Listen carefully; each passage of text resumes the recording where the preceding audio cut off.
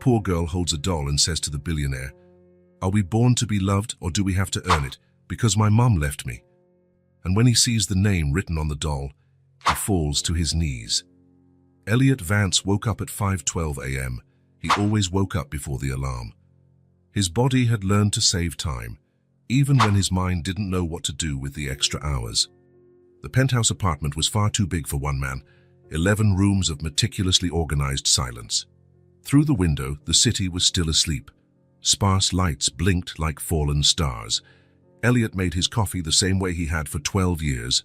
Strong, no sugar, in the same navy blue mug. His routine was a well-calibrated clock. Another day, he murmured to no one. At 42, Elliot had everything money could buy and nothing that truly mattered. Fortune magazine had put him on the cover 3 times. They called him the Food King. His company, Vance Nutrition, dominated the market with a product line ranging from breakfast cereals to high-end frozen meals. In shareholder meetings, his silent presence intimidated more than any shout. In the marble bathroom, he looked at the mirror as if searching for a familiar stranger.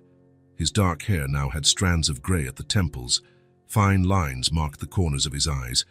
They weren't laugh lines, they were marks of empty time. While shaving, his cell phone rang. It was Janet, his executive assistant of 8 years. She never called before 7 unless it was urgent. Elliot answered on the second ring. "Mr. Vance, sorry for calling so early. We have a situation at the Somerset factory. Factory issues were nothing new. Machines break down, employees fall ill, suppliers run late." But something in Janet's voice sounded different. "A storm damaged part of the roof last night. Nothing serious for production. We can fix it by tomorrow, but the water reached the community center next door. The orphanage, sir." Elliot paused, the razor still on his face. The orphanage. He had seen the structure on his last visit to the factory, a simple red brick building with a small playground. At the time, he had only mentally noted that his company could make a donation at the end of the fiscal year, something for the social responsibility report. "What's the extent of the damage?" he asked, drying his face with a towel. "Part of the dining hall is unusable. Nothing structural, but the kids have nowhere to eat. There are 28 children, sir." 28. A small number for someone used to dealing with millions every day. Elliot thought of last quarter's profits, $372 million, and how that number had never felt so abstract as it did at that moment. Send a repair team and provide meals for everyone until their dining area is back in operation. "I already took that initiative, sir. The crew will arrive in an hour." Janet knew him well, perhaps better than he knew himself. There was a pause on the line. "Is there anything else, Janet?" "Actually," she hesitated, a rare thing in her usual efficiency. The director of the orphanage, Mrs. Hollis, asked if someone from the company could come in person to assess the situation. Apparently, the children are scared because of the storm and the damage. She mentioned that having someone there, well, it would help calm them. Elliot felt something strange in his chest, a slight pressure, discomfort, guilt. In his rare public appearances, he limited himself to cutting ribbons, shaking hands, and giving speeches written by his PR team. He had never been good at warmth or closeness, not after Maisie. "Send the regional manager, or someone from public relations." "They're at the conference in San Diego, sir. You sent them yourself, remember?" Of course he remembered. His business memory was impeccable. "I can go tomorrow," he said, adjusting his tie in front of the mirror. "I have important meetings today."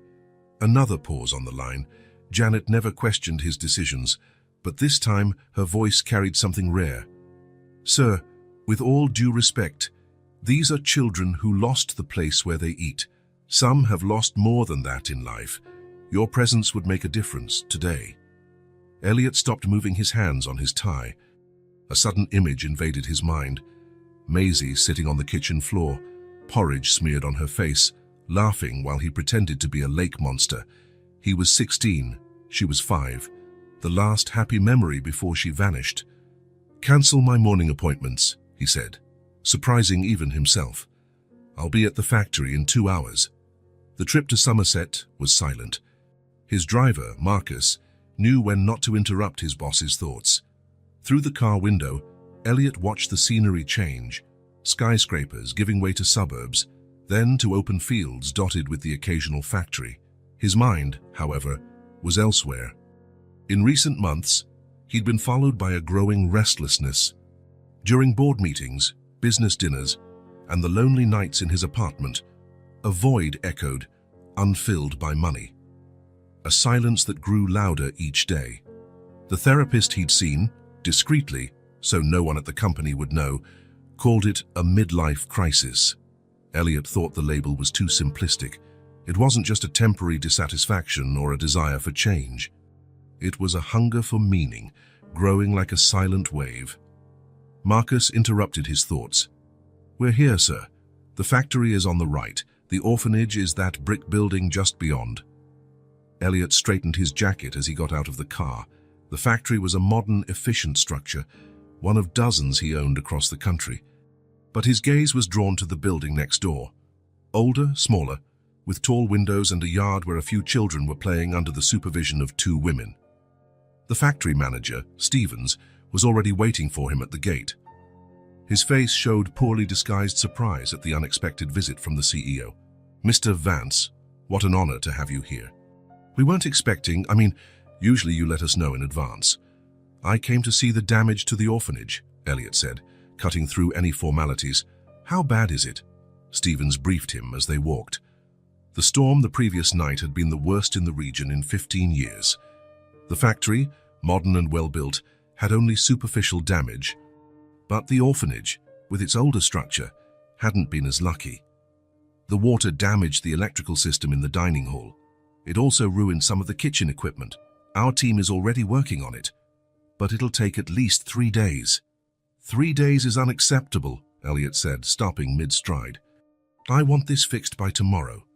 "Sir, with all due respect, it's physically impossible. Double the crew, bring in specialists, pay overtime, do whatever it takes." Stevens swallowed hard. "Yes, sir." When they reached the orphanage, they were met by a middle-aged woman with graying hair pulled back in a simple bun and kind but tired eyes. She wore a name tag that read, "Margaret Hollis, Director." "Mr. Vance, what a surprise to have you here in person. I'm Margaret Hollis." Elliot shook her hand briefly. "I came to assess the damage and ensure everything is restored as quickly as possible." The woman's eyes lit up. "That's very kind of you. The children are having breakfast in the activity room now. We improvised some tables there. Your company already sent meals this morning, which was a blessing." Margaret led him down the main hallway. The smell of dampness mixed with disinfectant filled the air. On the walls, colorful drawings made by children were hung on improvised clotheslines. One depicted what looked like a rainbow over a house. Another showed a stick-figure family smiling. "How many children live here?" Elliot asked, surprised by his own interest. 28 at the moment, from 18 months to 17 years old. Some are here temporarily. Others, well, they grow up here." Upon arriving at the activity room, Elliot saw low tables where children of various ages were eating. Some laughed, others spoke quietly. A few simply ate in silence, looking down at their plates. The normalcy of the scene contrasted with the abnormality of their lives. An assistant approached Margaret and whispered something in her ear. The director nodded. "I need to resolve a quick matter. Feel free to meet the children. They love visitors." Elliot almost protested. He wasn't good with kids. He didn't know what to say or how to act. But before he could respond, Margaret was already gone, leaving him alone in an ocean of curious stares. Some of the older kids watched him warily.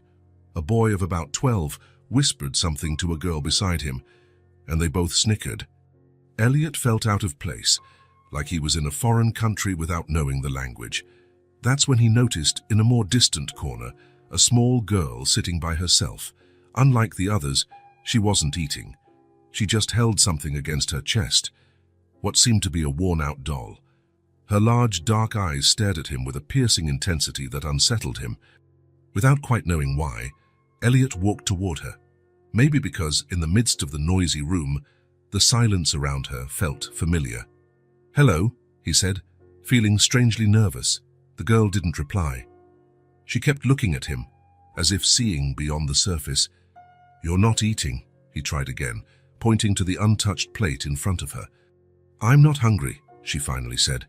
Her voice was soft but oddly mature. "Food can wait. Other things can't." Elliot raised his eyebrows, surprised. It wasn't the kind of answer you'd expect from a child so young. "What kinds of things can't wait?" "Important questions," she replied, adjusting the doll in her arms. It was a simple rag doll with faded clothes and no hair. "And what questions are those?" The girl hesitated, as if evaluating whether he was worthy of hearing them. Then, with a seriousness that didn't match her size, she asked, "Are we born to be loved, or do we have to earn it? Because my mom left me." The question hit Elliot like a punch to the stomach. He felt his body tense, as if every muscle had frozen at once. It wasn't just the depth of the question from someone so young. It was as though she had reached a place inside him no one else could touch, a place guarded by layers and layers of emotional distance. Then his eyes fell to the doll in her arms, and the world around him seemed to disappear. On the doll's cloth belly, stitched with childish, uneven letters, was a name Elliot hadn't seen in more than 3 decades. A name that belonged to nightmares, locked memories, to a pain that had never really healed. Maisie. The air left his lungs as though an invisible hand was squeezing them. His knees gave out, and he found himself collapsing in front of the girl, grabbing the edge of the table to keep from falling completely. "Sir, are you okay?" The girl's voice sounded distant, as if coming from another world. In Elliot's mind, images overlapped in a whirlwind. The backyard of his childhood home, the high-pitched laugh of a 5-year-old girl, the same bald doll being hugged by different arms, and then the void, the silence, the absence that defined his entire adult life. "Your doll," was all he could say, his voice almost a whisper. What is her name?" The girl looked at the toy affectionately, then back at Elliot. "Maisie. My mom picked that name before she left." Elliot felt the world spin. A coincidence. It had to be. But the details. The same name stitched the same way. A bald rag doll identical to the one his sister never let go. "What's your name?" he asked, struggling to regain control. "Lila," the girl replied. "I'm 4.5. 4. The same age Maisie was when—" "Lila," Margaret Hollis's voice came from behind them. "I see you've met Mr. Vance." Elliot stood up, still dazed. His mind was racing, trying to process what he had just seen, what he had just felt. "That girl, Lila, how long has she been here?" Margaret looked surprised by the question. "Lila arrived about 6 months ago. Her mother passed away after a long illness." "And the mother's name?" The director frowned, clearly puzzled by his sudden interest. "Margot Leary. She left Lila with us shortly before she died. No other relatives." Margaret paused. "Mr. Vance, are you all right?" "You look pale." Elliot glanced again at Lila, at the doll, at the stitched name that seemed to blink like a beacon in the darkness. "I'm fine," he lied, "just tired." But he wasn't fine. For the first time in decades, the meticulously constructed silence around him had been shattered.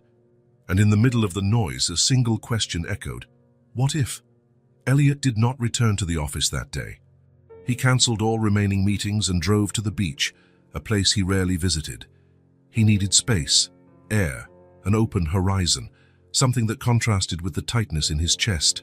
Sitting on the sand, he held a seashell between his fingers, rotating it repeatedly.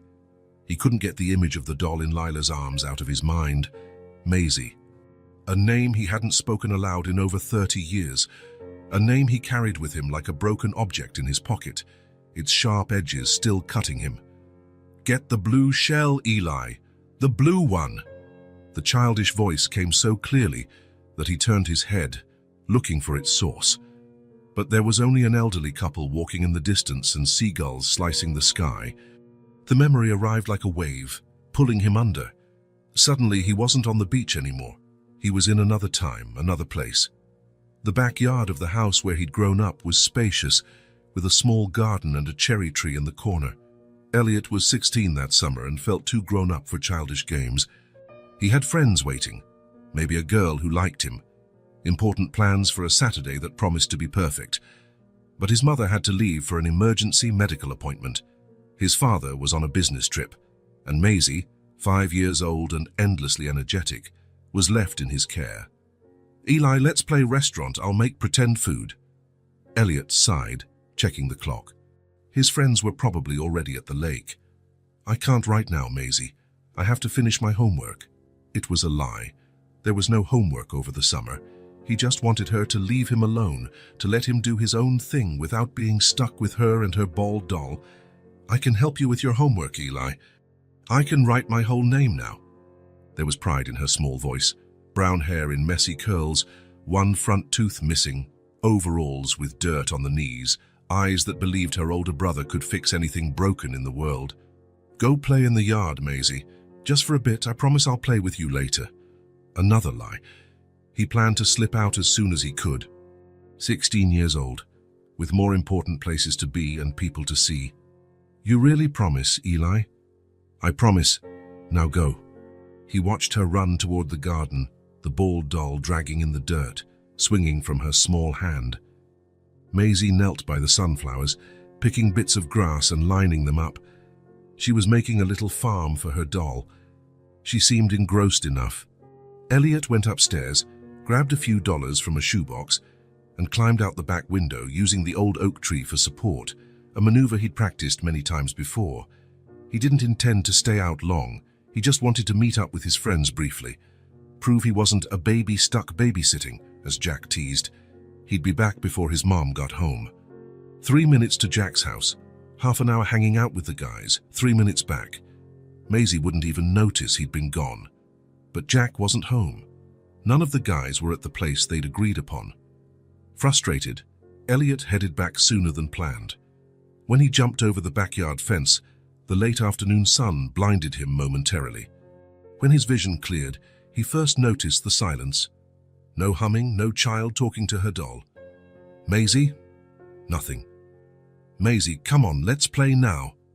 The garden was empty. The back door, which he'd left shut, was ajar. "Maisie, this isn't time to hide." He checked the kitchen, the bathroom, the living room, her room, with pale yellow walls and star stickers on the ceiling. Nothing.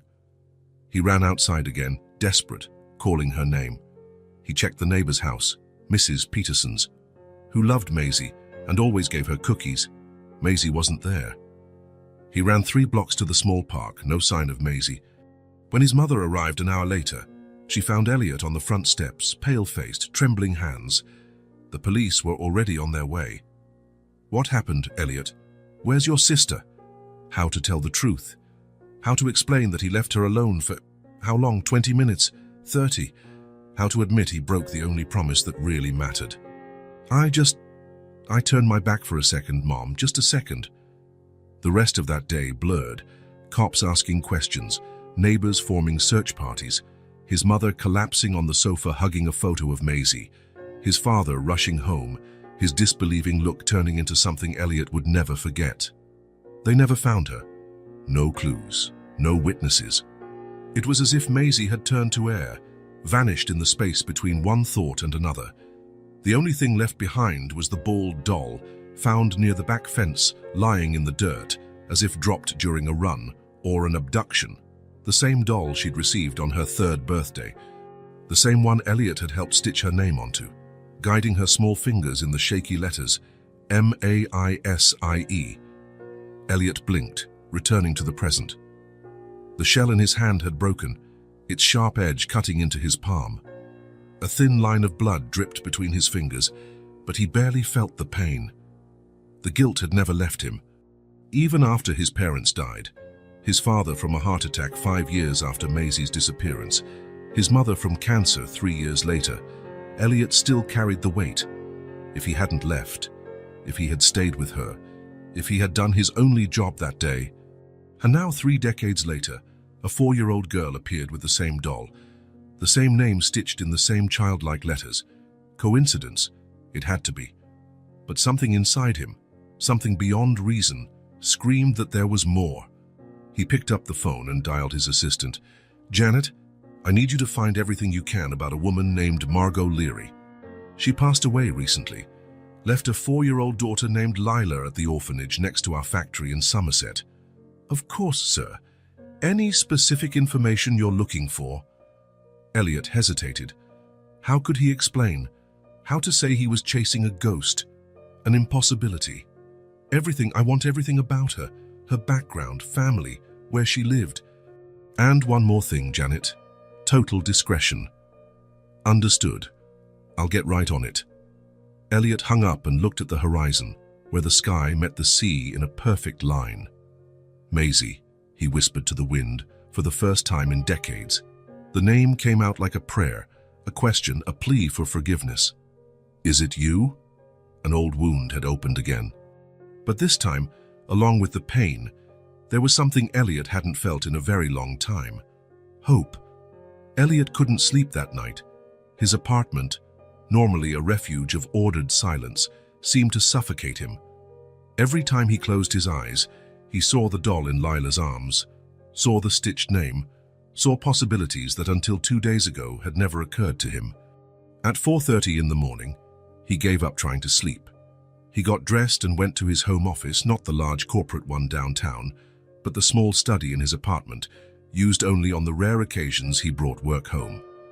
He turned on his computer and began to search. At 6 in the morning, when Janet arrived at the main office, Elliot was already there, waiting for her. "Janet, I need a favor." His voice was calm, but there was an urgency she had never heard before. "Cancel my appointments for the next 2 days." She raised her eyebrows but nodded. "Very well. Is there a problem, sir?" "No? An opportunity, perhaps?" He hesitated. "I also need you to get in touch with Daryl Mercer, the private investigator. It's been years since we last contacted him." "Exactly." Janet studied him for a moment.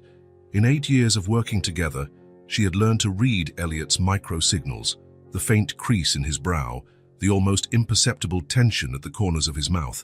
She had never seen him like this. "I'll call him today. Should I mention the subject?" "Just say it's personal." "And Janet, this stays between us. No one else should know." "Understood, sir." Elliot went back to Somerset that afternoon. This time, he took his personal car instead of the company limo. He parked a block away from the orphanage, watching the activity. Children played in the yard under the supervision of 2 adults. He scanned the scene until he finally spotted Lila, sitting alone on a bench, the bald doll in her lap. Even from a distance, Elliot noticed how she seemed apart from the other kids, not excluded, but existing in her own space. He took a deep breath and walked up to the gate. The security guard recognized him immediately.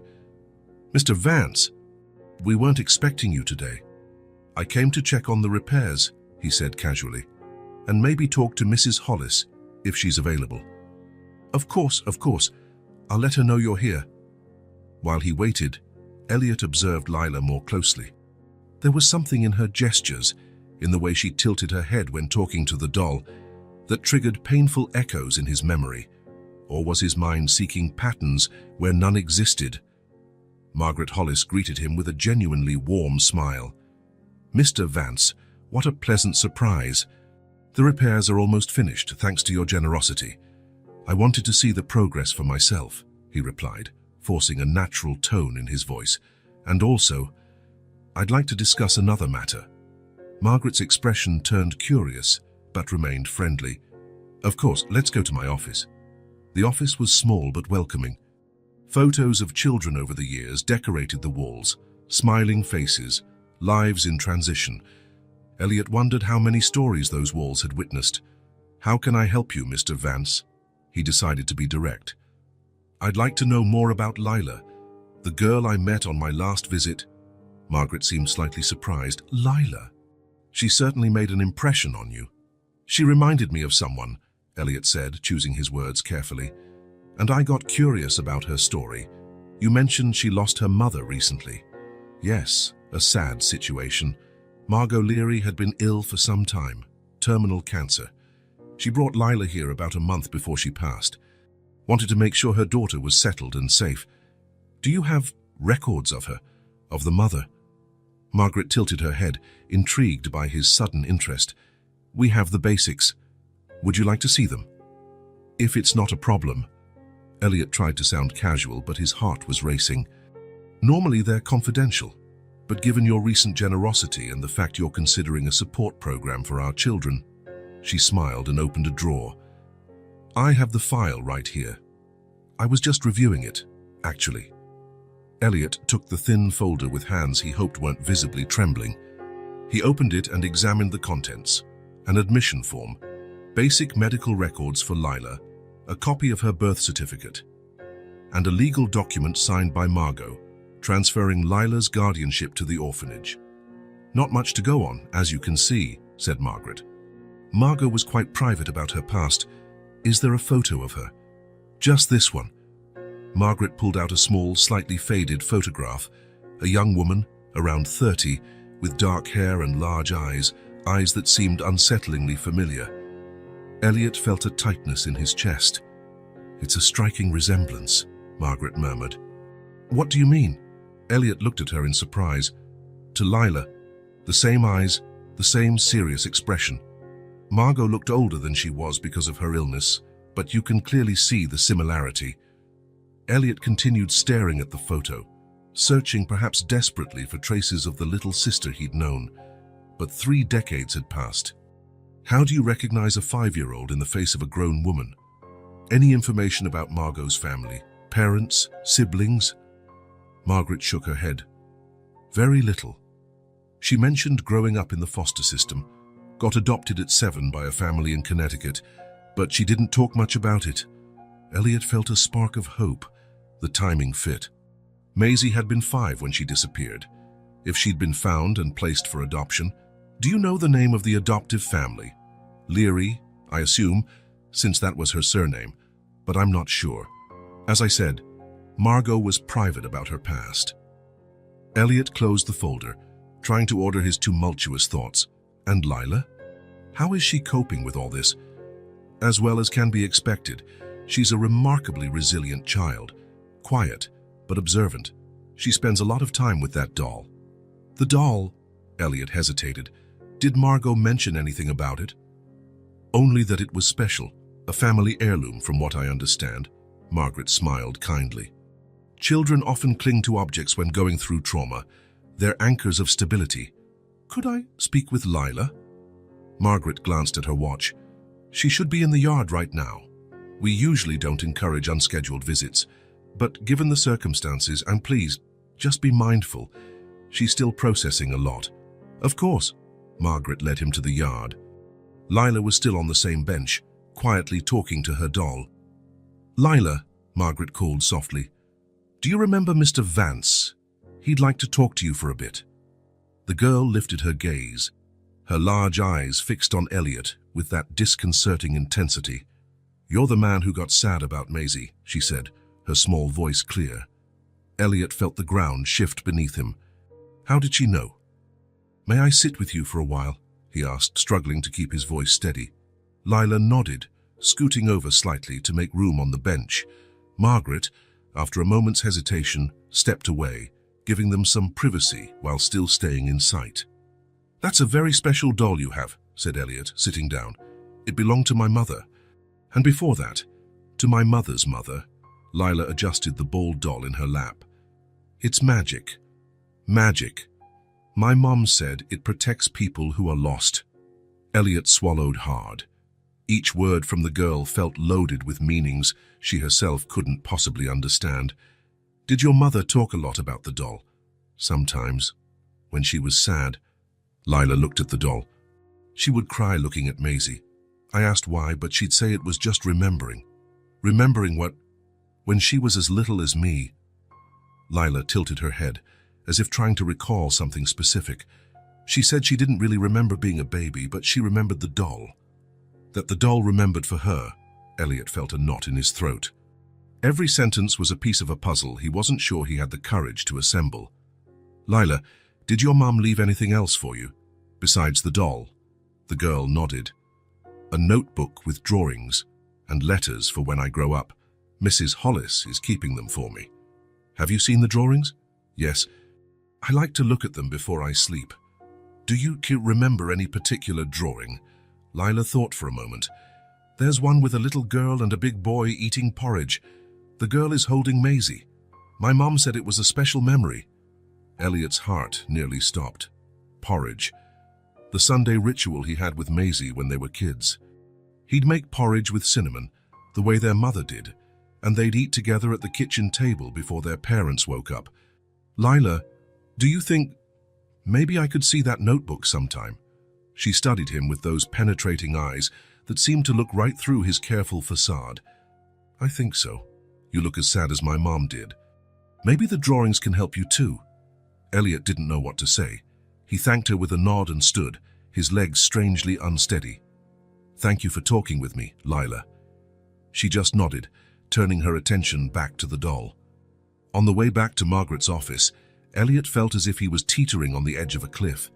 The implications of what he was uncovering were too big to handle all at once. She's a remarkable child, isn't she? Margaret commented when they returned to her office. Yes, she is. Elliot hesitated.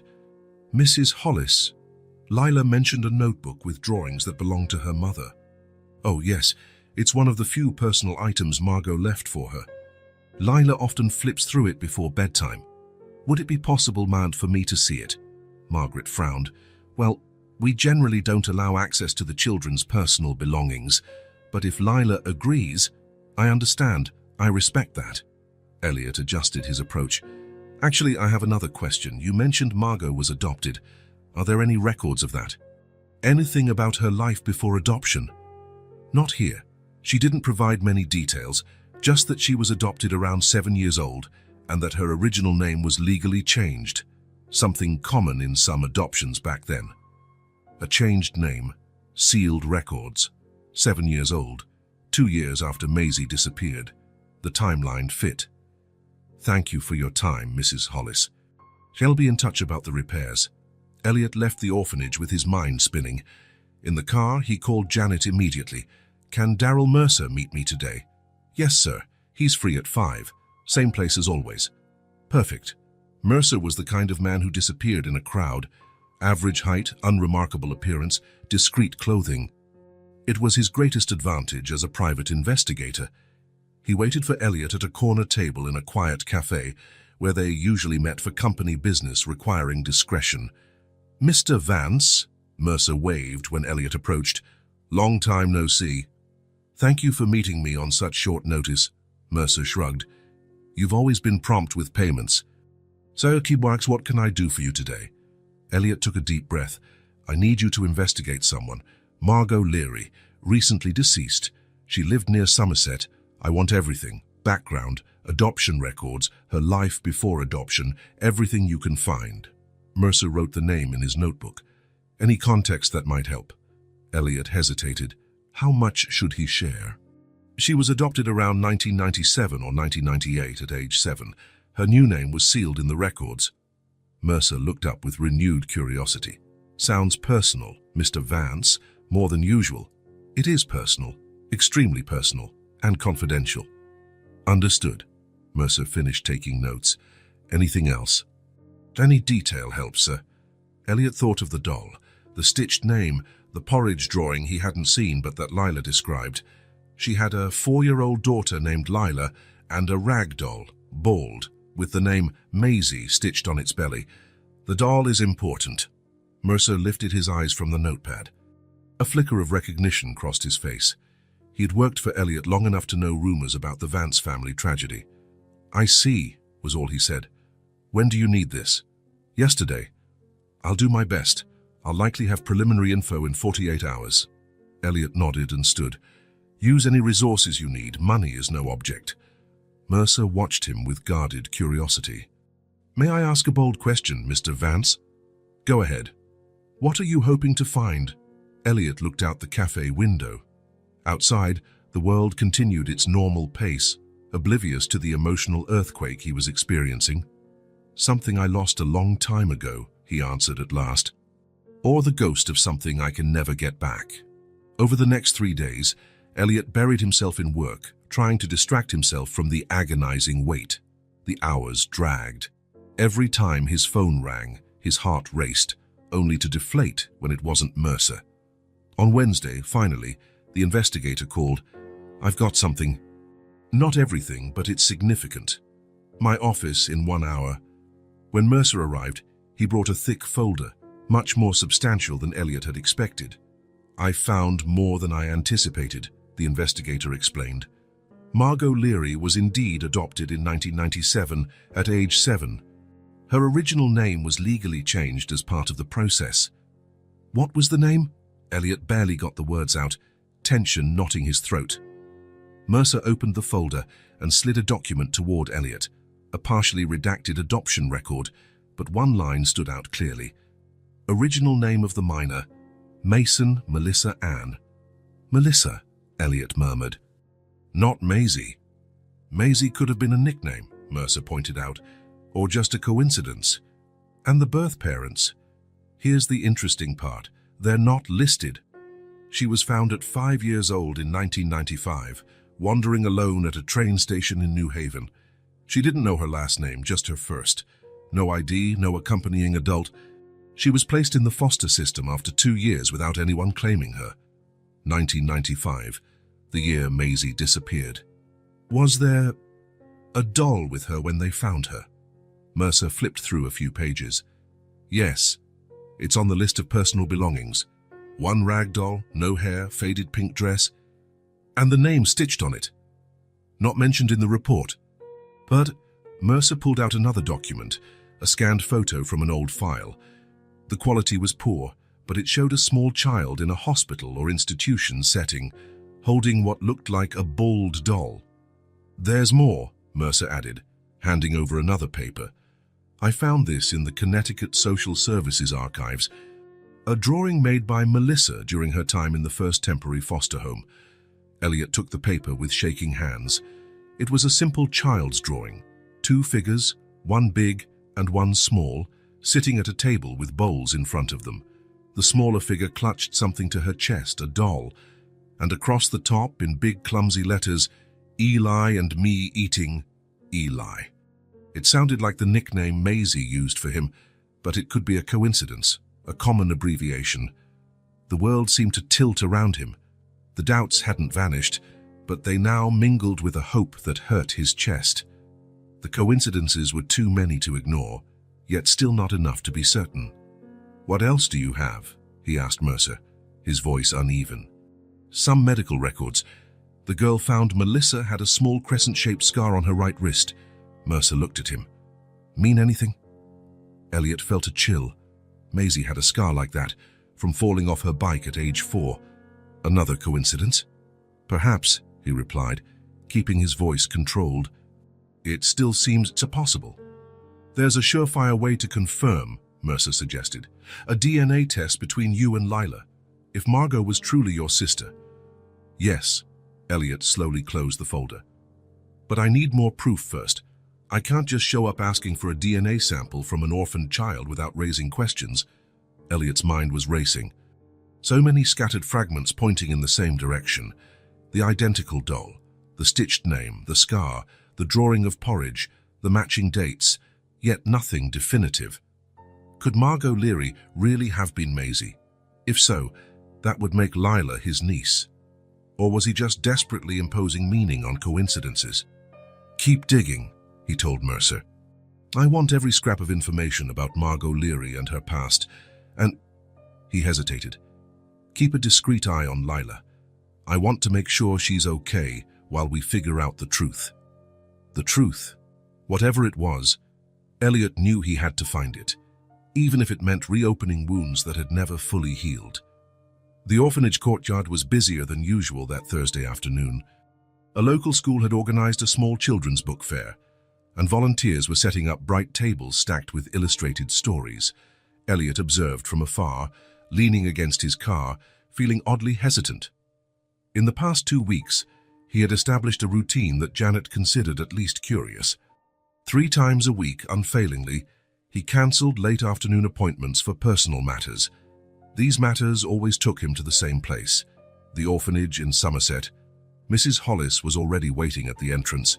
Her smile was genuinely warm, no longer tinged with the nervousness that usually accompanied Elliot's presence in other contexts. Mr. Vance, good to see you again. Lila just got back from school. School, a detail he'd learned during previous visits. Even living in the orphanage, Lila attended a regular public school nearby. Normalcy wherever possible. That was the institution's philosophy. "Thanks for allowing my visits," Elliot said, handing her a package. "I brought some books for the library here." It was only half an excuse. The books were indeed for the library, but he'd picked each one specifically with Lila in mind. "How kind of you." Margaret took the package. "Your attention has been good for her. You know, she asks when you're coming back." Something warm stirred in Elliot's chest. He tried not to show how much it affected him. "Where can I find her?" "She's in the art room today. It's painting day." Elliot found Lila sitting alone at a small table, focused on a sheet of paper. Next to her, as always, sat the bald doll, watching in silence. In her small hand, a blue crayon moved with surprising precision for a 4-year-old. "Hello, Lila." She lifted her eyes. She didn't smile, she almost never did, but her gaze lit up in a way he was beginning to recognize. "You came back. I promised I would, didn't I?" He sat in the tiny chair across from her. "What are you drawing?" "A dream."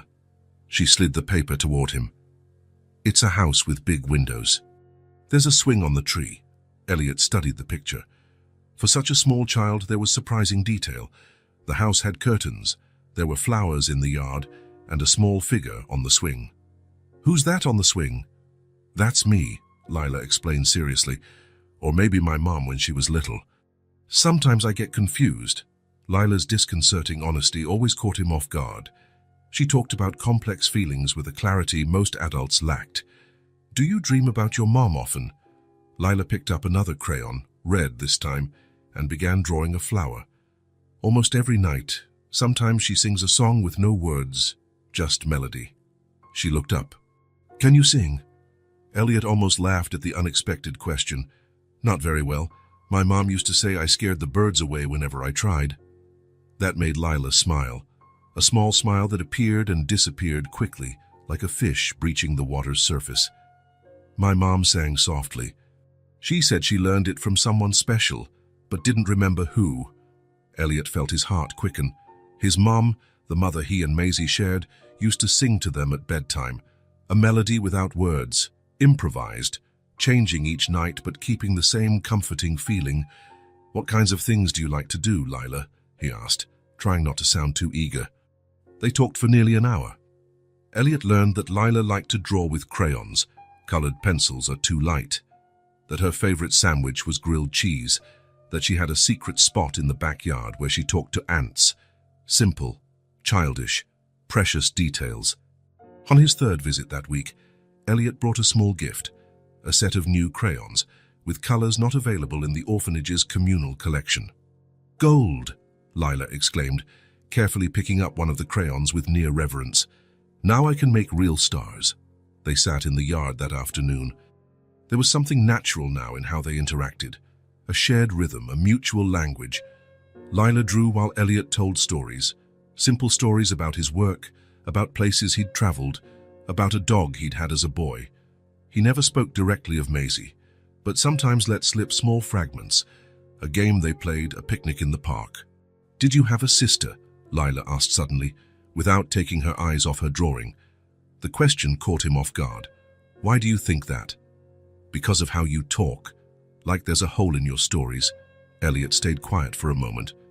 "Yes, I did. A long time ago." "Where is she now?" "I don't know. She left when she was little." Lila nodded, as if that made perfect sense in her world. "My mom left too, but she told me about her brother who made cinnamon porridge on Sundays." Lila began to pretend brush the doll's imaginary hair with her fingers. "She said it was the best porridge ever, but she couldn't replicate it because it was missing a secret ingredient." Elliot felt the air leave his lungs. Cinnamon porridge, Sundays. The secret ingredient was just love, a joke he used to make Maisie laugh. That was when he noticed a loose strand of Lila's hair stuck to the sleeve of his jacket. Thin, dark brown, shimmering against the navy blue fabric, almost invisible.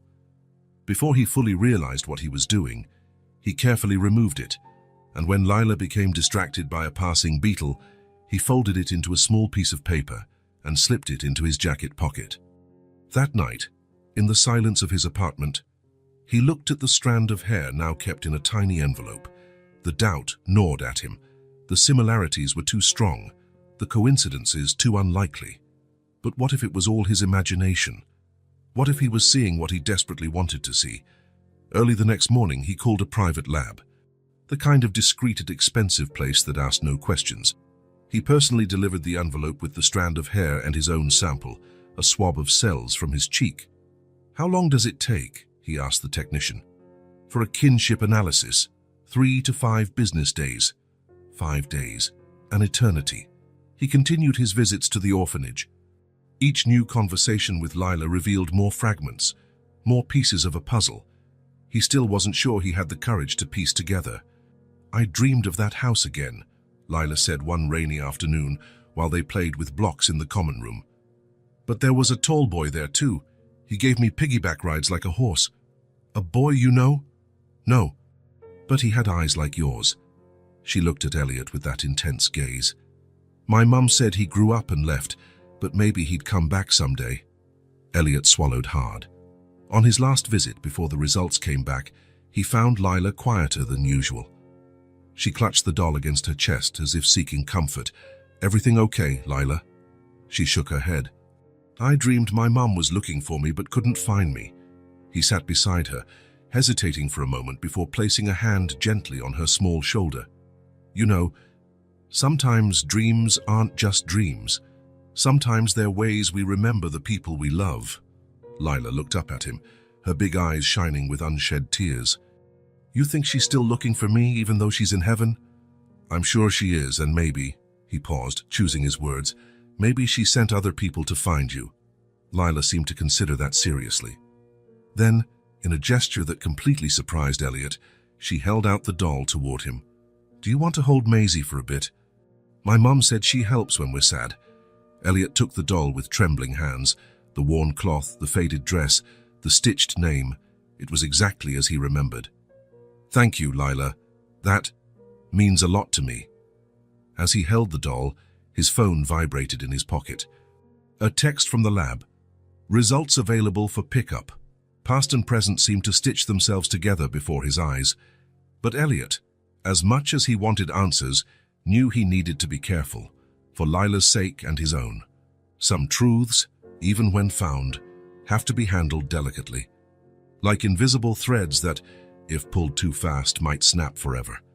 The envelope with the genetic test results felt like lead in Elliot's jacket pocket. He had carried it for 3 days, still sealed. Something held him back from opening it. Maybe fear. Maybe the strange sense that once the truth was confirmed, there'd be no turning back. On that rainy Friday morning, he drove to the orphanage earlier than usual. The repairs to the dining hall were completely finished, and he had organized a small celebration for the children. Nothing flashy, just a special breakfast with pancakes and fresh fruit. A good excuse for his frequent visits, so no one would question them too much. Margaret Hollis met him at the entrance, sheltering under a colorful umbrella. "Mr. Vance, right on time." The kids are very excited about breakfast. The dining hall was decorated with simple balloons. Children of various ages sat at the tables, chatting excitedly while staff served pancakes. Elliot immediately looked for Lila, spotting her in a distant corner, as usual, with the doll in her lap. "She seems to like the pancakes," Elliot noted, standing beside Margaret, who was watching the kids with evident satisfaction. "It's the first time I've seen her eat with such enthusiasm." The director smiled. "Your interest in her has really helped, you know. She's more talkative, and she's even made a friend, the boy with glasses next to her." Elliot felt a wave of relief. The past few weeks had been intense, and he sometimes wondered if his presence in Lila's life was helping or making things more complicated. "Actually, Mr. Vance," Margaret continued in a lowered voice, "there's something I want to show you. Could you come to my office after the children finish eating?" The sudden seriousness in her voice caught Elliot's attention. "Is something wrong?" "No, not at all. We just found something that might interest you given your involvement with Lila." The wait felt endless. Elliot mingled among the tables, speaking briefly with some kids, praising their drawings, answering curious questions about being rich. When he finally got a moment with Lila, she seemed unusually cheerful. "Thanks for the pancakes," she said, syrup smudged at the corner of her mouth. "Maisie liked them too." Elliot smiled, gently wiping the syrup away with a napkin. "I'm glad you both liked them. Are you staying for recess?" "Not sure. Mrs. Hollis wants to talk to me after this." Lila frowned, thinking hard. "She must want to show you the envelope." Elliot felt a chill. "What envelope?" "The one she found yesterday while tidying the cabinet. She said it had some of my mum's things in it." Before he could ask more, an assistant called the children to leave the dining hall. Lila walked off, waving shyly at Elliot. Margaret was waiting in the hallway. "Let's go to my office, Mr. Vance." The small office was tidier than usual. Margaret gestured for him to sit in the chair across from the desk, then sat down herself, clasping her hands over a brown envelope. "Yesterday, while organizing files, we found this among the things Margot Leary left for Lila." She slid the envelope toward Elliot. "Normally we'd keep it for when Lila's older, but given your interest in her, I thought you should see it." Elliot took the envelope, his hands trembling slightly. "What is it?" "Open it," Margaret said kindly. "I think you'll understand." Carefully, Elliot opened the envelope. Inside was a single item, a 4:6 photograph, slightly faded at the edges. As he pulled it out, he felt the air leave his lungs. The photo showed a young woman, maybe 30, with wavy brown hair that fell over her shoulders, hugging a small girl, undeniably Lila, perhaps no older than 3. The bald doll was clutched between them. Both were smiling at the camera, the woman's smile wide and bright, the girl's smile timid but recognizable. But that wasn't what made his heart nearly stop. It was the woman's face, the shape of her chin, the gentle slope of her nose, how her eyes narrowed when she smiled, so painfully familiar. And those eyes, they were the same eyes he saw every morning in the mirror, the Vance eyes. "Lila often mentions how much she resembles her mom," Margaret said. "But looking at this photo, I noticed something else." She paused. "The resemblance between Margot and you." Elliot couldn't even speak. His eyes were locked on the image, absorbing every detail. Margot, no, Maisie, looked healthy in the photo, her face full of life, no sign of the illness that would take her soon after. She wore a simple necklace with a small star-shaped pendant. Elliot recognized it immediately. He'd given Maisie a similar pendant for her last birthday together. "Mr. Vance?" Margaret's voice sounded distant. "Are you all right?" He tried to speak, but his throat was tight with emotion. This was no longer the vague memory of a lost child. It was a grown woman, real and tangible, who had lived a full life he knew nothing about, who had had a daughter, who had kept, somehow, the same doll she'd clutched on the day she vanished. "She is," Elliot finally said, voice quivering. "She looked so much like someone I knew." Margaret watched him closely. "When you first came here, I thought your interest in Lila was just charity. Then I suspected something more personal. Now, seeing your reaction," she chose her words carefully. "Mr. Vance, did you know Margot Leary?" The question hung in the air, simple yet impossible to answer in a few words. "I did, yes." Elliot took a long breath. "A very long time ago, when she went by a different name." Margaret nodded slowly, as though she were finally seeing the full picture. "Does Lila know?" Elliot looked at the photo again. The truth was now undeniable, concrete, gripping him by the chest. This wasn't just a suspicion or a hopeful theory built on coincidences. It was real. The woman in the photo was Maisie. His sister had survived, grown up, become a mother. And while he had spent decades building a financial empire to fill the void of her absence, she'd been somewhere else, trying, perhaps, to recall who she was and where she came from. "Not yet," he finally said. "I need time to process." Margaret understood. "The photo belongs to Lila, of course. But I thought you might like a copy. I'd appreciate that very much." Back in his car, Elliot finally opened the envelope with the DNA test results. The scientific confirmation was there in clinical terms and percentages. an undeniable genetic link, but in some way, it felt secondary now. The true proof was the face in the photograph, the star-shaped pendant, the same eyes he carried in his own reflection. Maisie hadn't just survived, she'd lived. She'd grown up, loved, and become a mother. All those years, while he tried in vain to fill the emptiness with business deals, she'd been out there, perhaps trying to remember who she was. Sitting in his car under the pounding rain, Elliot allowed himself something he hadn't done since his parents' funerals. He wept. Silent tears at first, then deep sobs from a raw, broken place within him. Tears of grief for the sister he had lost twice.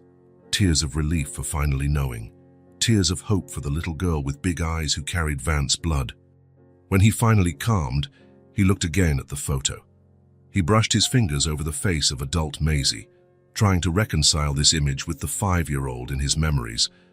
"I found you," he whispered. "Too late, but I found you." Carefully stowing the photo, Elliot made a decision. The past could not be changed, but the future was still unwritten. He would do everything in his power to ensure Lila never felt the same emptiness he had carried for decades. His niece, Maisie's daughter, a piece of the puzzle he'd never expected to find. The week following the discovery of the photograph passed in a blur for Elliot. In every quiet moment, the image of adult Maisie haunted him. Not the lost child frozen in his memory, but a grown woman who had lived, loved, become a mother. A whole life he knew nothing about. In an effort to fill that void, Elliot reorganized his schedule. "Janet, I need my afternoons free for the next few weeks," he informed his assistant, who simply nodded, now used to her boss's new routine. That Wednesday, he arrived at the orphanage with a small parcel wrapped in plain paper.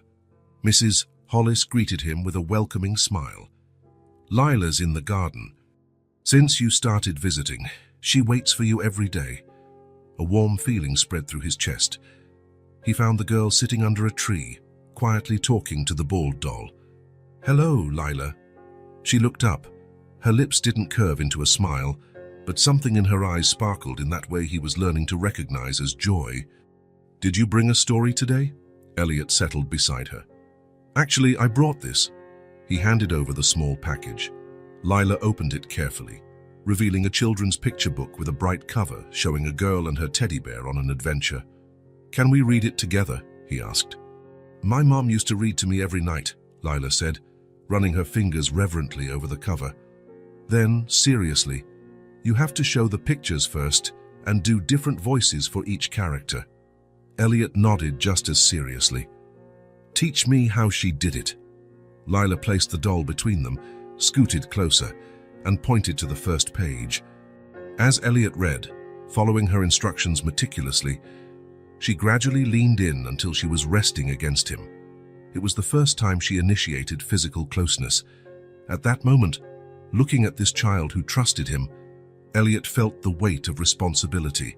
She was a part of Maisie, part of him. A thread of life that, through some improbable miracle, had returned to his orbit. In the days that followed, they fell into a routine. Elliot visited Lila every afternoon, bringing short stories, sharing small moments, drawing together, building block castles, or simply chatting about her day. "You had a sister?" Lila asked one afternoon as they colored. The question caught him off guard yet again. "How do you know? By the way you tell stories, it feels like someone's missing." Elliot hesitated. "Yes, I did. A long time ago." "Where is she now?" "I don't know. She left when she was very young." Lila nodded, as though the logic made perfect sense. "My mom used to talk about her brother sometimes, the one who made cinnamon porridge on Sundays." Lila hugged the doll tighter. "She said his porridge had a secret ingredient she never could figure out." Elliot felt the air leave his lungs. The secret ingredient had always been a private joke. "It's love," he'd say, making Maisie laugh. On a rainy afternoon, while reading in the small library sofa, Lila fell asleep leaning against him, the doll clutched to her chest. Margaret passed by the doorway and paused, smiling at the scene. "First time I've seen her sleep so peacefully since she arrived," she whispered. Elliot remained still, watching Lila's serene face. An internal dilemma gnawed at him. What to tell her? When? How do you explain to a 4-year-old that her mother was actually his lost sister, that he was her only living relative? "Mr. Vance," Margaret said softly as she carried Lila off to bed. "I'm not sure what your connection to her is, but I see how much you care. More importantly, I see how she responds to you." She paused meaningfully. "We can always discuss more in permanent arrangements, whenever you're ready." The words hung between them, laden with possibilities Elliot wasn't yet ready to name. Back in his apartment, Elliot gazed at the photo of Maisie and Lila that now sat on his bedside table. That image of his sister, no longer the frozen memory of a child but an adult woman, a mother, with a life he had never known, continued to shake him to his core. On his desk, he found a note from Janet. "Keller Lab called. Results ready for pickup tomorrow. The DNA test." A confirmation that now seemed almost unnecessary after the photo, but perhaps it was the final push he needed for permanent decisions. "This time I won't fail you, Maisie," he whispered to the picture. "I'll take care of her. I promise." The pain of loss was slowly transforming into something else, a purpose, a new responsibility, the chance to love what remained. The envelope from the lab sat on Elliot's desk for nearly an hour before he mustered the courage to open it. Despite the photo dispelling most doubts, part of him needed the final scientific seal: numbers, data, absolute certainty. When he finally tore it open, the words jumped from the page with undeniable clarity. Genetic compatibility consistent with uncle-niece relationship. Probability 99.87%. Elliot closed his eyes. It was real. All of it. Maisie had indeed been found, grown up under a new name, had a daughter. Now, that daughter, this 4-year-old child with wise eyes, was alone in the world, or perhaps not so alone anymore. He called Janet. "Cancel my appointments this afternoon, and schedule a meeting with the legal department tomorrow morning." A decision was taking shape inside him, not fully articulated yet, but growing every minute. First, however, he needed something more important than any legal consultation. He needed Lila's own answer. At the orphanage, Mrs. Hollis greeted him with a warm smile. "She was asking if you'd come today." "Actually," Elliot said, "I'd like to request a special permission. There's a small park a couple blocks from here. I was thinking of taking Lila out for a walk, if that's allowed." Margaret looked slightly surprised, then nodded. "Of course, the fresh air will do her good. We just need a bit of paperwork since it's off-site." While Elliot filled out the forms, Margaret watched him with curiosity. "You know," she finally said, "in all my years running the orphanage, I've rarely seen an adult connect so quickly with a child, and vice versa." Elliot smiled, unsure how to respond. There was so much he couldn't say yet, about blood ties, missing names, disrupted lives coming together again. "Lila is special," was all he managed. "Yes, she is." Margaret tilted her head. "Did you get the results you were waiting for?" The question took him by surprise. He had never mentioned the DNA test. "How?" "I've worked with children for decades, Mr. Vance. I've learned to see when there's more to the story than what's being said." She smiled gently. "I'm not asking for details. I just hope you found what you were looking for." "I did," Elliot answered, feeling the powerful simplicity of that truth. Lila was in the activity room, intently drawing as usual. The ball doll perched beside her, propped against a pencil holder. "Lila," Margaret called softly, "look who's here, and he has a surprise." The girl looked up, that familiar spark lighting her gaze. "What surprise?" Elliot approached, crouching down to her eye level. "I thought we could go for a walk. There's a park nearby, if you'd like to go, of course." "Can Maisie come too?" she asked, pointing to the doll. "Of course. We wouldn't leave her behind." Lila nodded seriously and began putting her crayons away in a methodical manner. Elliot noticed how she neatly organized everything before standing up, a meticulousness that matched his own, a trait passed through blood. The park was only a short walk from the orphanage. It was simple: some benches, Tall trees with leaves turning gold and orange in the autumn. A small playground with swings and a slide. Nothing extraordinary, but in the late afternoon light filtering through the leaves, it had a peaceful beauty. Lila walked slowly beside Elliot, taking everything in with her observant eyes. She carried the doll in one arm and, to his surprise, slipped her free hand into his, as if it were the most natural gesture in the world. "Is it cold or hot in your house?" she asked suddenly. The question startled Elliot. "What do you mean?" "At the orphanage, it gets cold at night, Mrs. Hollis gives us extra blankets, but it's still cold." Lila looked at him with that disarming seriousness. "I wanted to know if your house is cold too." A tightness gripped Elliot's chest. 1,000 answers flitted through his mind, about central heating systems, insulated penthouses. But he understood the question went deeper than temperature. "It's warm," he finally said. "It has lots of windows, so the sun comes in during the day, and at night we have cozy blankets." Lila nodded, seeming satisfied. They found a bench beneath a large red maple and sat down. Elliot pulled out a small packet of cookies he'd bought on the way. "Would you like one?" Lila took a cookie with careful politeness, then broke it in half and offered one piece to the doll before nibbling her own. Such an innocent gesture, yet so telling of her kind nature, sharing instinctively, even when she had little to share. They sat in silence for a few minutes, watching birds hopping among the dry leaves. There was a quiet comfort there, a connection that didn't need constant talking. Elliot wondered if Maisie and Lila had experienced moments like this, simply existing together, sharing a silence only possible with those who feel safe with each other. "Do birds have houses?" Lila asked suddenly. "They have nests," Elliot explained. "They make them with twigs and leaves. Sort of tiny houses in trees. What about when it rains? They take shelter under the leaves.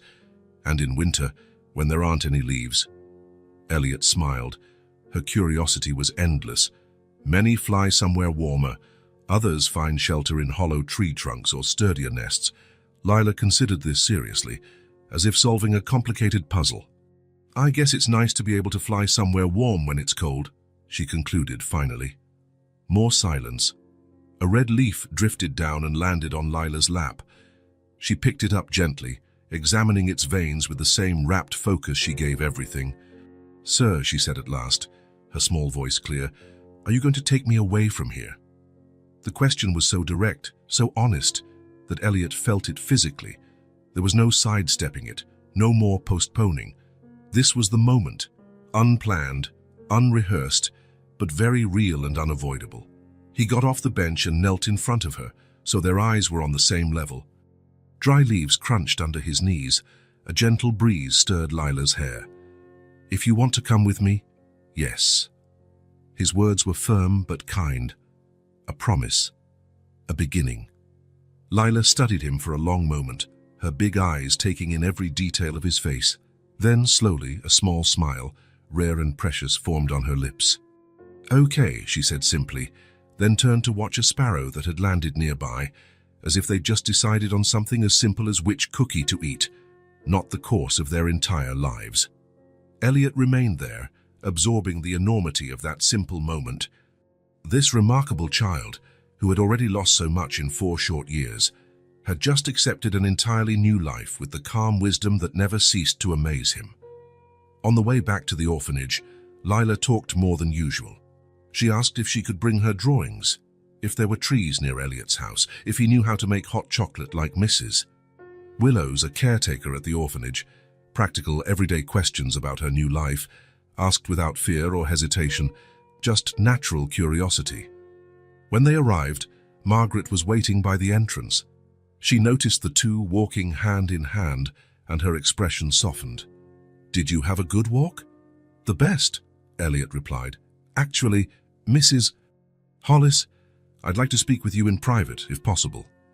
In her office, with Lila in the activity room, Elliot got straight to the point. "I'd like to start the process of obtaining legal guardianship of Lila." Margaret didn't look surprised. "I expected this moment. May I ask your connection to her? I'll have to document it." Elliot took a deep breath. It was time for at least part of the truth. "Margot Leary was my sister. Her original name was Maisie Vance. She disappeared when she was 5, kidnapped. We never found out what happened. Apparently, she grew up in the foster system under a new name, with no clear memories of where she came from. Margaret brought a hand to her mouth. My goodness. This is extraordinary. I know I have genetic proof. Lila is my niece. Does Lila know? Not yet. It's too complicated for a 4-year-old. One day, when she's older, I'll tell her everything. For now, she just needs to know she's not alone. Margaret nodded slowly. That explains the instant bond between you two. Some connections go beyond conscious memory. She took a deep breath, shifting to her professional demeanor. Well, as a direct relative, the process will be simpler. There will still be evaluations and home visits, but, she smiled, I don't see any obstacles. Especially considering how Lila responds to you. How long will it take? A few months for permanent guardianship, but we can arrange temporary custody within weeks, so she can live with you while the process finalizes. Elliot nodded. I'll contact my legal team today. Mr. Vance, Margaret said as he rose to leave. In all these years, I've seen many children come and go. Some stories are painful, others hopeful, but rarely have I seen something that feels so right, like the universe is correcting a mistake. The next morning, Elliot met with Vance Nutrition's legal team. For the first time in years, he chaired a meeting not as the cool-headed CEO, but as a man with a deeply personal mission. I want the best possible process, impeccable. No shortcuts, no pulling strings, everything completely transparent and ethical. This isn't a business acquisition. It's a life. The lawyers, used to Elliot's cold, strategic side, seemed unsettled by his emotional intensity. Janet, by his side, smiled discreetly. For weeks, she had seen the shift in her boss.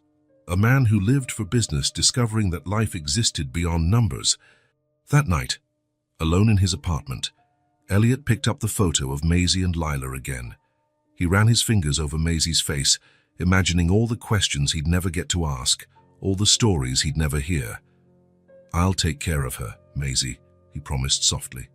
Not out of obligation or guilt, out of love. The same love that bound us as children.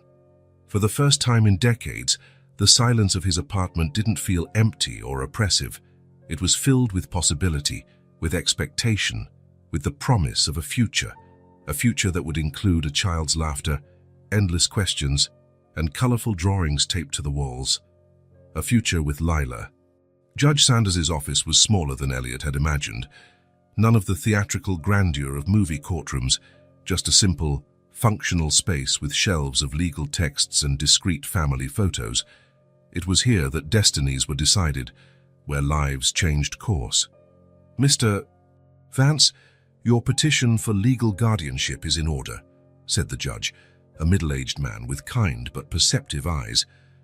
Normally, these proceedings take months, but given the extraordinary circumstances and the positive report from the social worker, we've managed to expedite. Elliot nodded. The last 2 months had been a bureaucratic roller coaster. Assessments, interviews, home visits, apartment modifications to make it suitable for a child. Each signed form brought him closer to Lila, but also intensified the weight of responsibility. Seated beside him, Margaret Hollis wore a discreet smile. She had become an unexpected ally, guiding him through the system, helping prepare Lila for the transition. The final hearing is scheduled for tomorrow at 10 a.m., the judge continued. It'll be brief, mostly procedural. Everything points to approval. Will Lila be present? Elliot asked. Yes. In cases involving children this young, I like to see them in person. Not to question them, just to ensure their well-being. Outside the courtroom, Margaret lightly touched Elliot's arm. Before we go, I have something for you. I found it yesterday, organizing Lila's belongings for the move. She pulled a slightly battered brown envelope from her bag. It was among Margot's personal items. It wasn't in the official inventory because it was hidden in the lining of a jewelry box. Elliot took the envelope gently. There was no address, just the word "for" on the front, with no specific addressee. Did you read it? Margaret shook her head. It doesn't belong to me, but based on the date on the back, it was written shortly before she died. I thought, Maybe it was important for you to see it before the hearing. Elliot thanked her with a nod, tucking the envelope into his jacket. Something told him he'd need privacy to read it. That evening, after a final meeting with his lawyers, he finally retrieved the envelope. Sitting by the window of his apartment, the city lights behind him, he opened it with a sense of reverence. Inside was a single sheet of paper, filled with delicate yet firm handwriting. No date, no signature, just words that seemed to flow straight from a heart aware of limited time. If someday someone finds my daughter, I hope it's a good person, someone who stays, someone who looks at her the way I did. I don't have much time, but my love is whole. She deserves a real home. She deserves not to be forgotten. I know there's a world before my memories, a place I can't reach, but I sense it at the edges of dreams. Faces I almost recognize, voices I almost recall. If there's someone from that world looking for me, and they find Lila, know she's the best part of who I became. She has my eyes, but she sees farther than I ever could. She looks at people as if she can see right through them. She always knew when something was true or not. Trust that instinct of hers. Some days she talks about a boy who made porridge and a house with blue windows, things I never told her, but they appear like borrowed memories. Maybe it's just a child's imagination, or maybe it's something deeper, flowing in her blood as it does in mine. Whoever finds this letter, please tell her I was happy, that every moment with her was worth all the ones I lost before, and that love doesn't end when people leave. It just changes shape, like water turning into clouds but still remaining water. Elliot pressed the letter to his chest, silent tears slipping down his face. These were Maisie's words, not written specifically for him, yet they felt like a blessing, a passing of care, a circle closing. Even without full memories, some part of Maisie, Margot, had known there was a before, a lost world that might find her someday. Now, that piece of her past had indeed found her. It had found Lila. I promise, Maisie, he whispered into the paper, as if his sister could hear him across time and distance. I'll stay. I'll look at her the way you did. The next morning, Elliot picked Lila up from the orphanage. She wore a simple but pretty dress chosen specifically for the occasion. The bald doll, as always, was firmly clutched in her arms. Are you nervous? He asked, adjusting the bow in her hair. Lila considered the question with her usual seriousness. No, she finally replied. Just a little curious. At the courthouse, they waited side by side on a polished wooden bench. Lila swung her legs, still too short to reach the floor. She looked around with observant eyes, at the official emblems on the walls, at people in formal attire, at the constant shuffle of papers and hushed conversations. Is this where people decide important things? She asked. Yes, Elliot replied. Today they'll decide if I can be your legal guardian. That means you'd live with me, and I'd be responsible for you. Like a dad. The simple question hit Elliot square in the chest.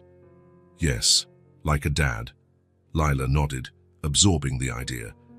Does the judge know you make good Sunday porridge? Elliot smiled, squeezing her small hand. I think we forgot to mention that part in the paperwork. When they were finally called, the room was nearly empty. Just the judge, a few staff members, Margaret and Elliot's lawyers. A private hearing, shielded from the curiosity that would surely follow news of billionaire Elliot Vance adopting a child. The judge smiled at Lila, introducing himself simply. He asked a few basic questions. If she liked being with Elliot, if she understood she would be living with him permanently, if she had any questions. Can I bring Maisie? Was her only query, lifting the doll.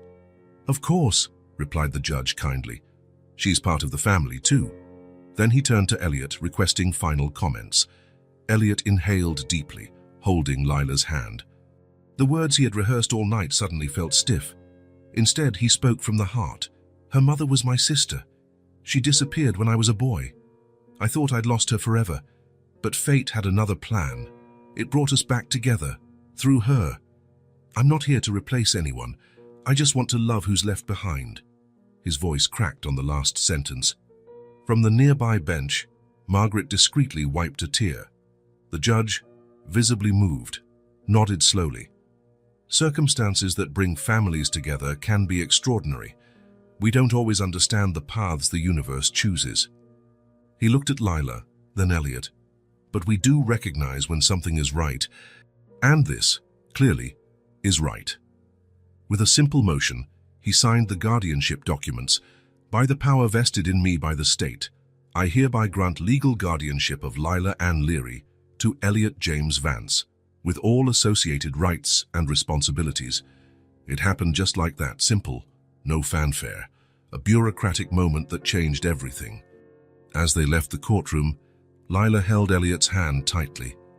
The autumn sun shone softly over them. A new beginning. "Where are we going now?" she asked. "Home," Elliot replied. She nodded, as if that answer made perfect sense. Maybe she didn't fully grasp all the complexities of what had happened, or the improbable twists that led to this moment. But she understood the essential part. Someone had stayed. Someone had chosen to love her. And for a 4-year-old who had already known more loss than many adults, that was all that truly mattered. The sun was setting by the time Elliot parked in the garage of his building. Throughout the drive, Lila had remained silent, gazing out the window with curious eyes.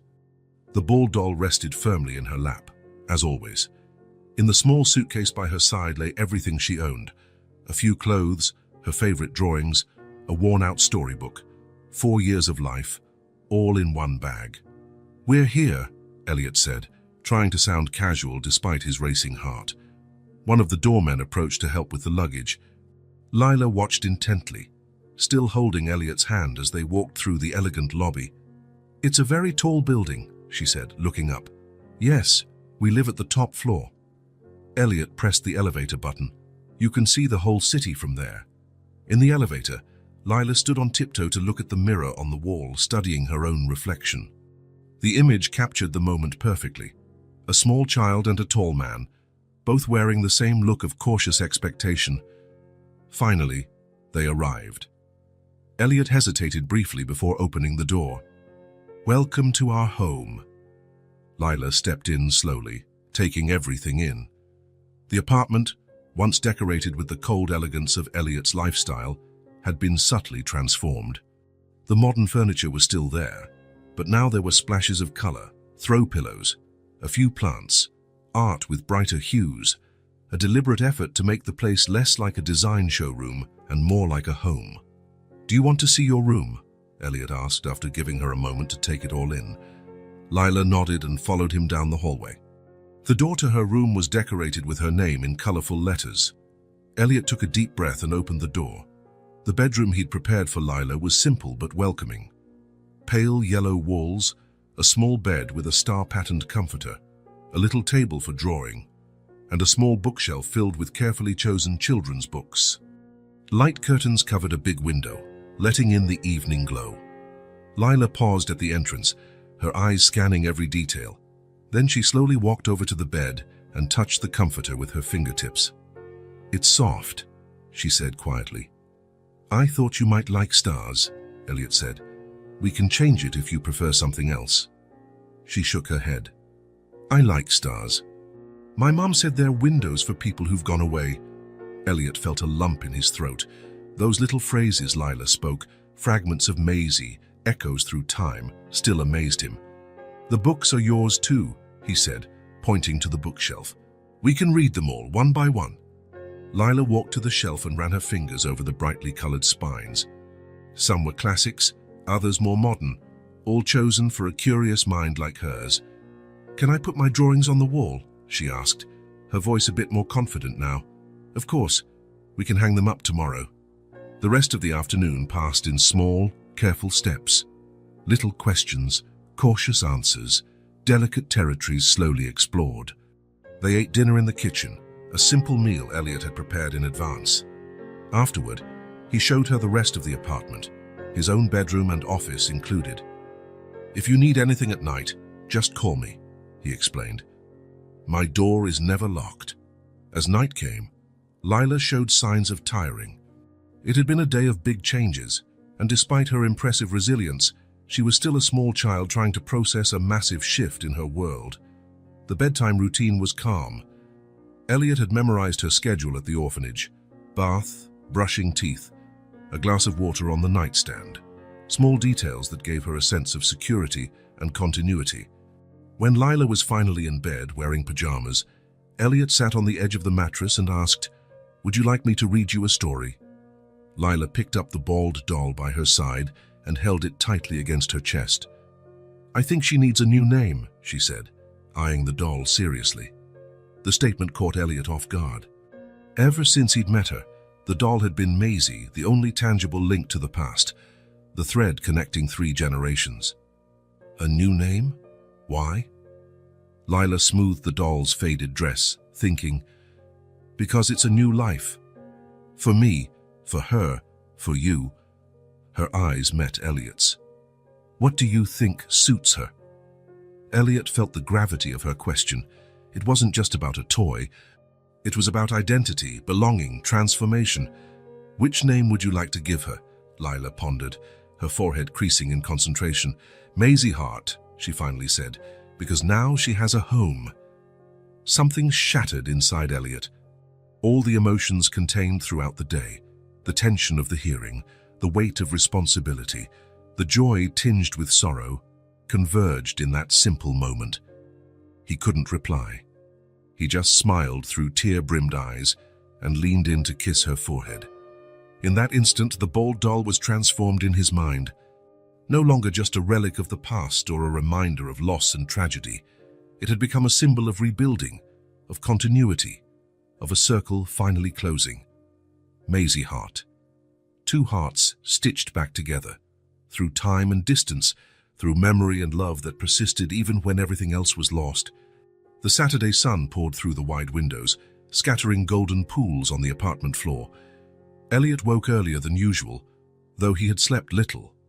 Much of the night was spent in a reverent kind of wonder, checking on Lila in her room, then sitting in the armchair in his own, trying to grasp the reality that his life had fundamentally changed in a matter of weeks. During the night, he'd found Lila awake, standing by her window, the doll in her arms. "I can't sleep," she'd said simply. "Do you want warm milk?" Elliot offered. Lila shook her head. "I just wanted to make sure the stars are the same here." Now, in the morning, he was preparing breakfast, trying to recall her preferences observed during his visits to the orphanage. He'd bought all sorts of cereal, different types of milk, and a variety of fruit.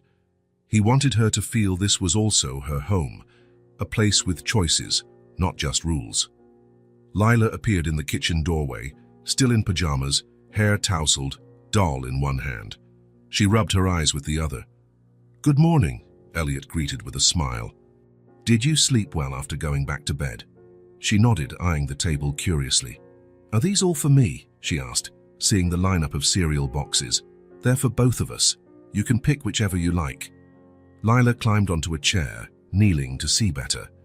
Methodically, she examined each box before selecting the simplest, plain cornflakes with no sugar.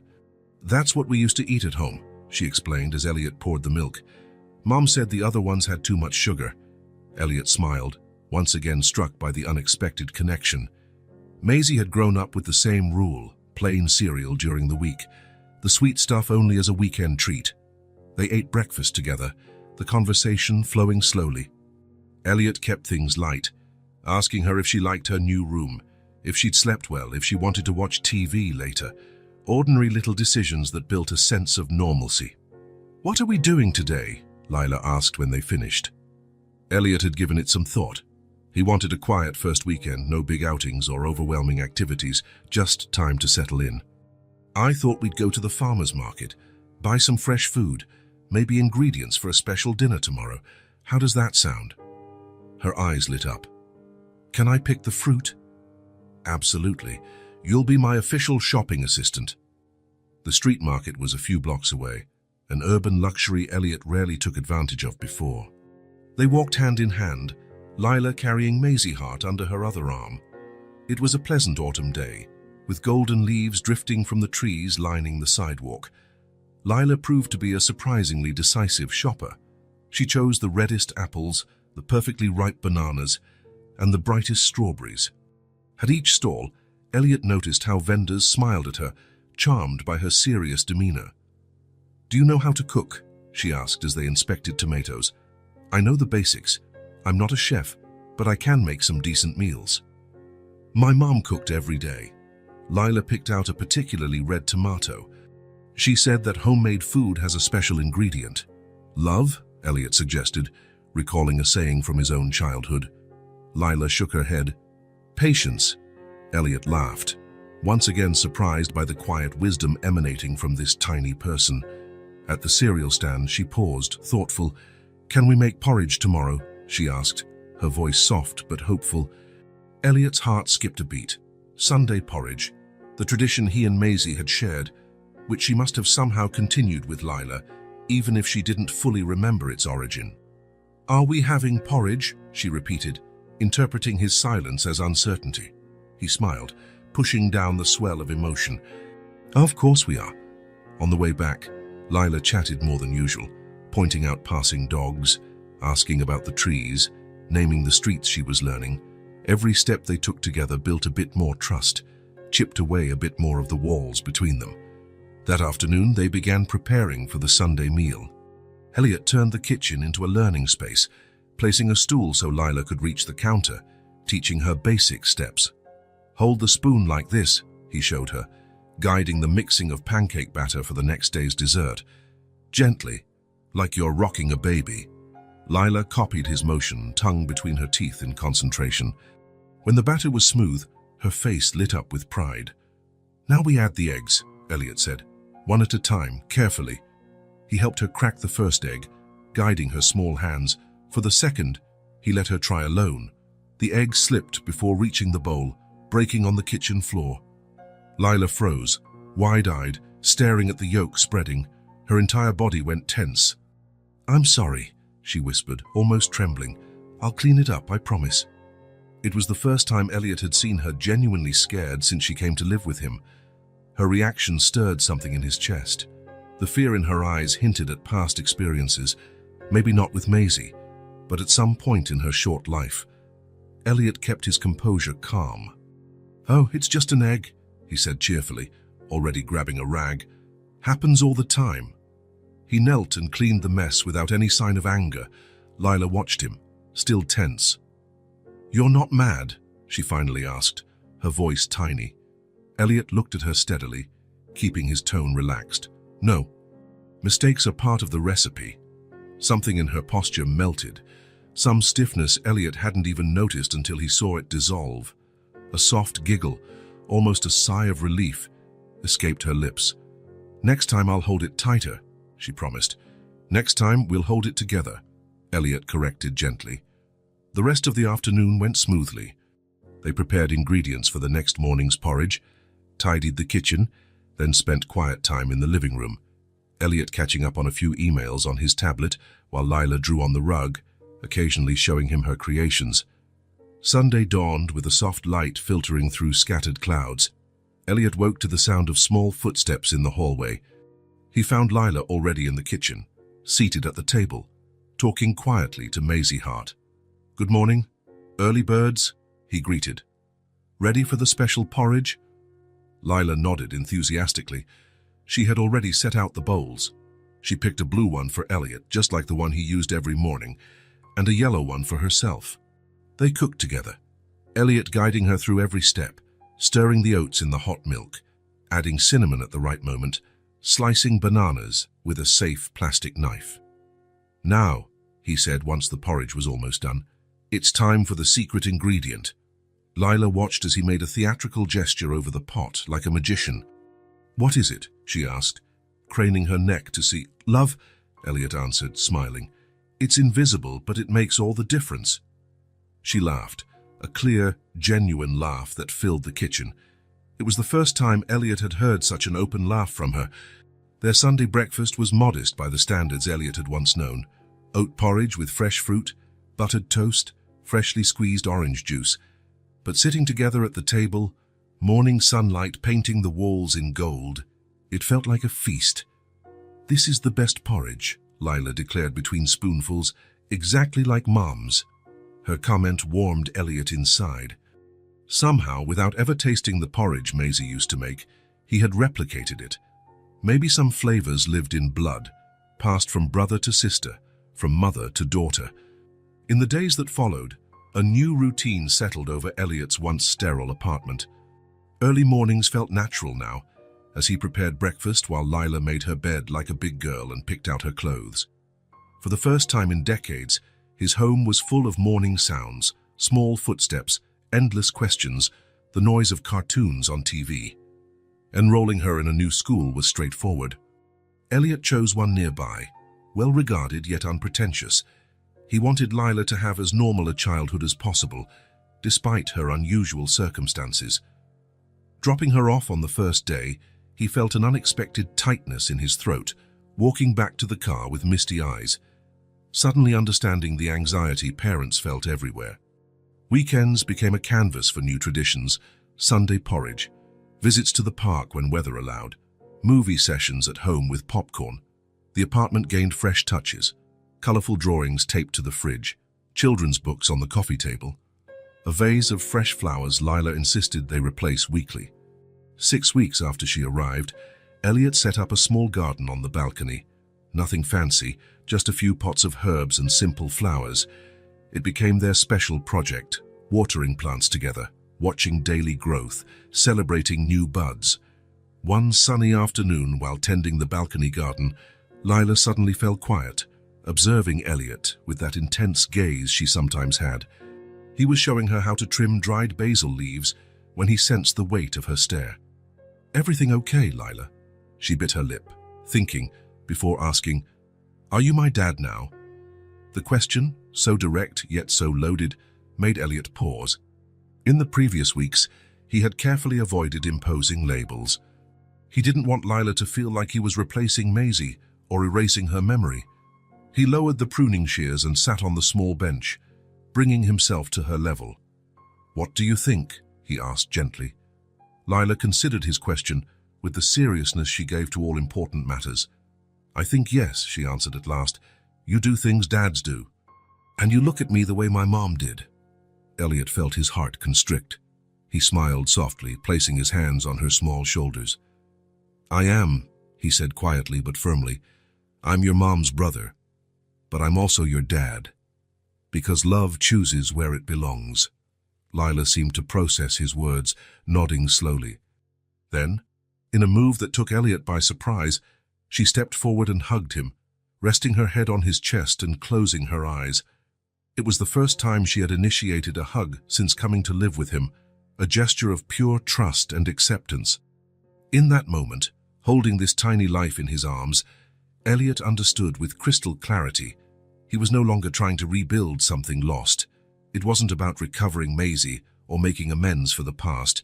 It was about building a home, a new family, a new man.